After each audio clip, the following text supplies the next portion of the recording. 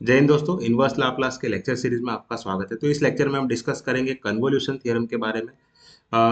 Convolution theorem क्या है, उसके पहले हम डेफिनेशन समझते हैं कि कन्वोल्यूशन क्या होता है। तो बेसिकली कन्वोल्यूशन होता है जब का है यूज होता है जब हमें इनवर्स लाप्लास निकालना होता है, जब दो फंक्शन प्रोडक्ट में दिए हों। तो उस केस में हम कन्वोल्यूशन का यूज करते हैं। इसको डिफाइन करते हैं हम स्टार नोटेशन से। तो एफ एंड जी दो डिफरेंट फंक्शन है।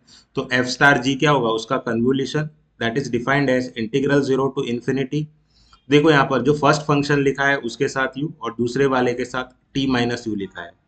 आप इसको चाहो तो फर्स्ट वाले के साथ भी आप टी माइनस यू लिख दो, या सेकेंड वाले को आप जी ऑफ यू लिख दो, है ना। तो जरूरी नहीं है आप एफ के साथ यू लिखो और जी के साथ टी माइनस यू लिखो। आप एफ के साथ टी माइनस यू लिख के जी के साथ भी यू लिख सकते हो। कन्वोल्यूशन की एक प्रॉपर्टी है कि जो एफ स्टार जी होता है वो जी स्टार एफ के बराबर ही होता है। इसको समझने के लिए आप मान लो F star G of T हमने कैसे डिफाइन किया है, that is integral zero to T F of U G of T minus U D U. अब अगर इसको मैं जी स्टार एफ प्रूफ करना चाहूँ तो मुझे टी माइनस यू कुछ अज्यूम करना पड़ेगा। तो let us assume T minus you को मैं ले लेता हूँ थोड़ी देर के लिए वी, है ना। तो ये क्या हो गया, मेरा जो यू हो गया that is T minus V. तो डी यू क्या हो गया, that is negative of D V, क्योंकि डेरिवेटिव मैंने यहाँ पर किसके रिस्पेक्ट में लिया है, वी के रिस्पेक्ट में। सिमिलरली अगर मेरी लोअर लिमिट u की जगह पे जीरो रखूं मैं, तो अगर मैं यहाँ पर इसी रिलेशन में u की जगह जीरो लिख दूं तो मेरा v क्या हो जाएगा, मेरा v t हो जाएगा। और इसी रिलेशन में मैं अगर u की जगह t रख दूं तो t minus T is equal to V, यानी मेरा v क्या हो गया, जीरो हो गया। तो लोअर लिमिट के लिए टी और अपर लिमिट के लिए जीरो हो गया। तो अब हम इसको लिखते हैं इंटीग्रल लोअर लिमिट। देखो जब हमारा यू जीरो है, यू जीरो है तो उस केस में वी क्या आ रहा है, टी। तो मैं यहाँ लिख देता हूँ टी। जब मेरा यू टी है तो उस केस में मेरा वी क्या आ रहा है, जीरो। एफ ऑफ यू क्या है हमारा, तो यू हमारा टी माइनस वी है, तो मैं यहाँ लिख देता हूँ T minus V. G of T minus U क्या है, टी माइनस यू को तो हमने वी लिया है तो जी ऑफ वी। और डी यू हमारा क्या है, that is minus D V, तो मैं लिख देता हूँ यहाँ पर माइनस डी वी। अब ये इंटीग्रेशन की लोअर और अपर लिमिट को मैं स्विच करूँ तो ये नेगेटिव साइन यहाँ पर है वो चला जाएगा। तो ये हो गया integral zero to T F of, मैं जी ऑफ वी को पहले लिख देता हूँ और F of T minus V मैं बाद में लिख देता हूँ D V. And this is nothing but G star F of, है ना।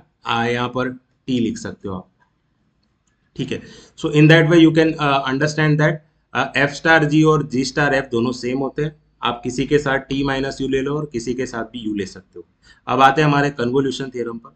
तो अगर inverse Laplace F of S का एफ ऑफ टी है, जी ऑफ एस का inverse Laplace G of T है, तो इनवर्स लाप्लास दोनों के प्रोडक्ट का क्या होगा, that is F of T star G of T, where F of T is the inverse Laplace of F of S and G of T is the inverse Laplace of G of S.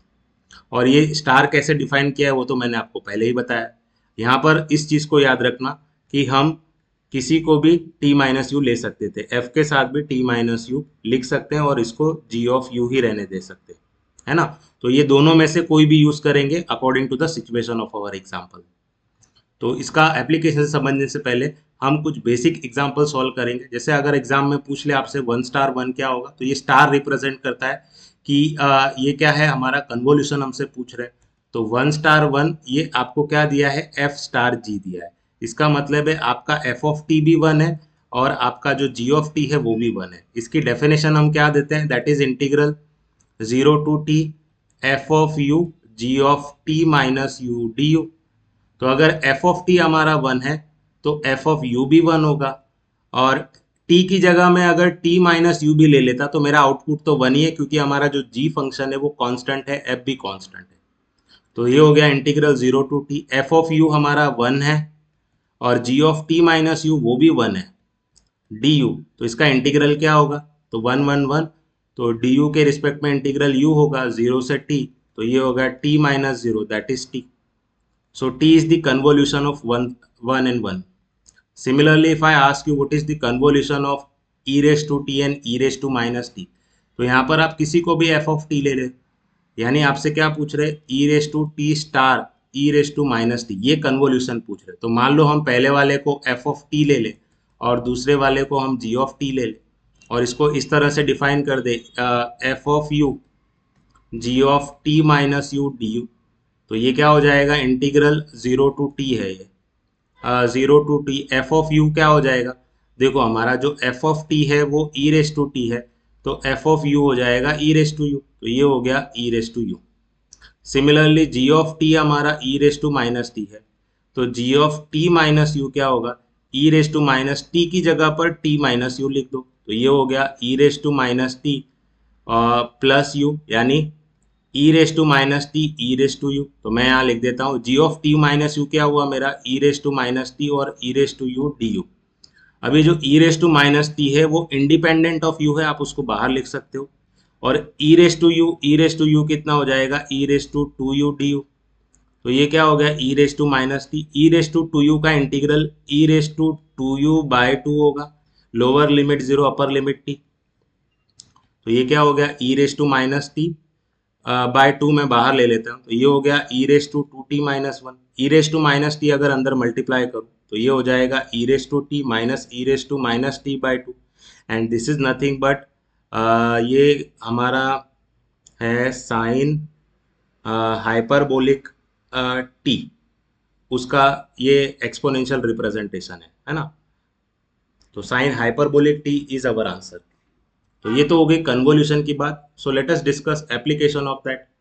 तो यहाँ पर application part में हम discuss करेंगे कि जैसे कि मैंने बताया था कन्वोल्यूशन हम यूज करते हैं कभी भी आपको इनवर्स लाप्लास दो प्रोडक्ट ऑफ टू फंक्शन का निकालना है तो उस केस में हम कन्वोल्यूशन यूज करते हैं। तो आप बोलोगे सर यहाँ पर कौन से दो फंक्शन का प्रोडक्ट दिया हुआ है, तो यहाँ पर हमें inverse Laplace one by S into one by S square plus four, ये दो फंक्शन प्रोडक्ट में दिए। आप चाहो तो इसको पार्शियल फ्रैक्शन से भी कर सकते हो, बट पार्शियल फ्रैक्शन से ज़्यादा क्विक आंसर कन्वोल्यूशन थ्योरम देगा।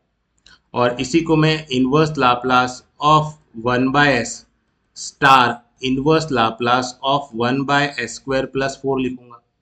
Inverse Laplace of one by S that is one star inverse Laplace of S square plus four, तो ये किसका है, sine A T by A का है, तो ये है sine two T by two का इनवर्स लाप्लास है। अब इसमें से चाहो तो आप पहले वाले को एफ ऑफ टी बोल दो और दूसरे वाले को जी ऑफ टी बोल दो, है ना। तो इसकी जगह पे आप क्या लिख सकते हो, देखो यहाँ पर एफ ऑफ टी हमारा सिर्फ वन है और हमारा जो जी ऑफ टी है that is sine two T by to है।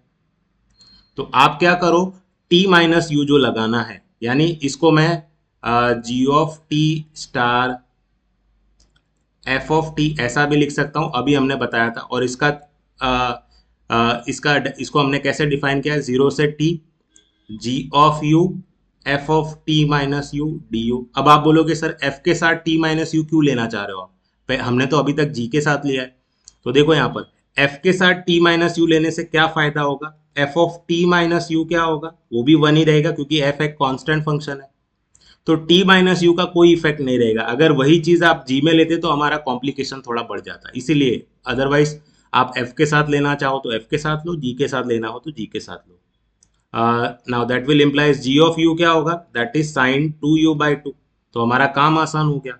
तो ये हो गया integral zero to t, g of u क्या है हमारा, that is sine two you by two, और f of t minus u हमारा वन है, और ये हो गया डी यू।